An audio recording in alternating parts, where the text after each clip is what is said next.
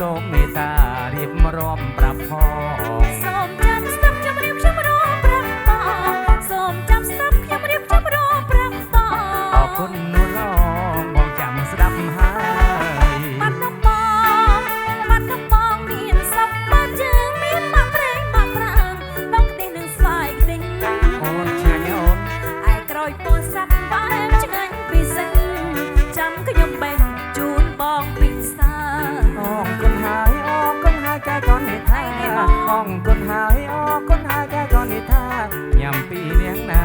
ទើបបងព្រមញ៉ាំបាត់ដំបងមានបអត្រីព្រៃអូបុកអំពិលខ្ចីឆ្ងាញ់ណាស់ណាមុំមាននៅឯណាអូនៅឯភូមិស្ទឹងបើអញ្ចឹងយើងនាំគ្នាទៅយើងកាត់តាមផ្លូវភ្នំសំពើយើងកាត់តាមផ្លូវភ្នំសំពើរួចហើយហួងទៅលេងបបៃលិនបៃលិនមើលផ្លែទូរេអូក្របមែនតែនឆ្ងាញ់ណាស់ប្រលឹងអាយផ្លែសៅមើលបែបដូចទឹកខ្មុំពណ៌លឿងទុំដូចវាចិនចៅបបៃលិននឹងបាត់ដំបងសបាយណាស់ពេបបៃលិននឹងបាត់ដំបងសបាយណាស់ពេបងតែចង់ទៅក្នុងពេញវិញហើយ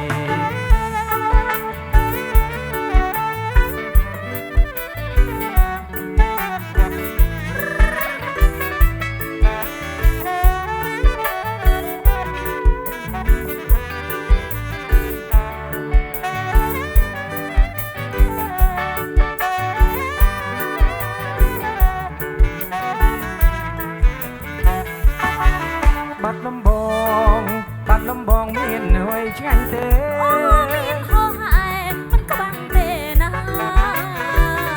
តើមានអ្វីខ្លាំងកែកូននេះថាសូមមេត្តារៀបរាប់ប្រាប់ផងសូមចាំស្ដាប់ខ្ញុំរៀបចំរងប្រាប់បងសូមចាំស្ដាប់ខ្ញុំរៀបចំរងប្រាប់បងអរគុណនោះឡងបងចាំស្ដាប់ហើយបាត់ដំបងមានសពបាត់ជើងមានបាក់ប្រេងបាក់ប្រាំងបងខ្ទិះនឹងស្វាយខ្ទិះ